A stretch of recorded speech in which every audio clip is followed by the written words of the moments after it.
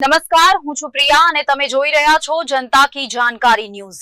નજર કરીએ આજના સમાચાર ઉપર। રાજકોટના ધારાસભ્ય શ્રી રમેશભાઈ ટીલાળા તથા નિર્વાણ વેલફેર ફાઉન્ડેશન રાજકોટ દ્વારા આયોજિત નિઃશુલ્ક કેન્સર તપાસ તથા જાગૃતિ કેમ્પ યોજાયો।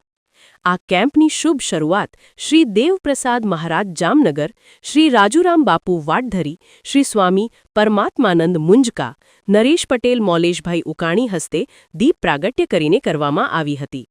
આ કેસમાં સૌરાષ્ટ્ર રાજકોટના નામાંકિત કેન્સર નિષ્ણાત ડોક્ટર્સ દ્વારા મોં, જડબાના કેન્સરની તપાસ, ગર્ભાશયના મુખના એટલે કે સર્વાઇકલ કેન્સરનું માર્ગદર્શન, સ્તન કેન્સર માટેનું માર્ગદર્શન, સેલ્ફ એક્ઝામિનેશન તેમજ ડોક્ટર્સ દ્વારા તપાસ કરી હતી। આ કેમ્પનો રાજકોટ તથા આસપાસના ગ્રામ્ય જનતાએ લાભ લીધો હતો। રાજકોટ મેયર નયનાબેન પઢડિયા, રાજકોટના કેબિનેટ મંત્રી ભાનુબેન બાબરિયા, રાજ્યસભાના સાંસદ રામભાઈ મોકરિયા, ધારાસભ્ય ઉદયભાઈ કાનગડ, ધારાસભ્ય ડોક્ટર દર્શિતાબેન આ કેમ્પની અંદર હાજર રહ્યા હતા। નિષ્ણાંત ડોક્ટરોએ કહેવા પ્રમાણે સમયસર તપાસ અને યોગ્ય સારવારથી કેન્સરથી બચી શકાય છે। કેન્સર માટે સર્જરી, રેડિયેશન તથા કીમોથેરેપીથી સારવાર શક્ય છે। કેન્સરનું નિદાન વહેલું કરી શકાય છે। કમલેશ વસાણી, શાપર।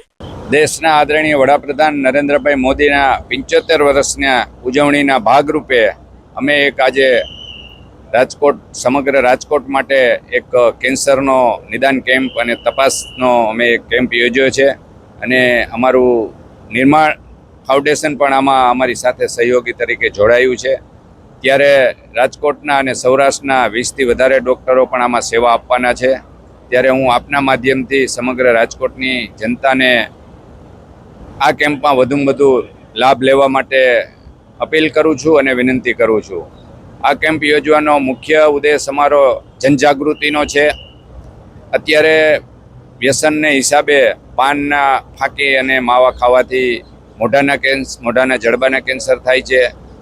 મહિલાઓને બ્રેસ્ટ કેન્સરની તકલીફ છે, સર્વાઇકલ કેન્સરની તકલીફ છે, ગર્ભાશયની કેન્સરની તકલીફ છે। આવી બધી સારવાર અને એની તપાસ માટે અને જનજાગૃતિ માટેનું અમારું આયોજન કરેલ છે।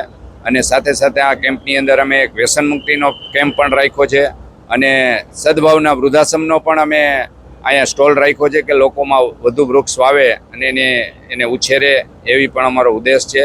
આ બધાનો મુખ્ય ઉદ્દેશ અમારો લોકોને જાગૃતિ કરવાનો અને એને મદદ કરવાનો છે।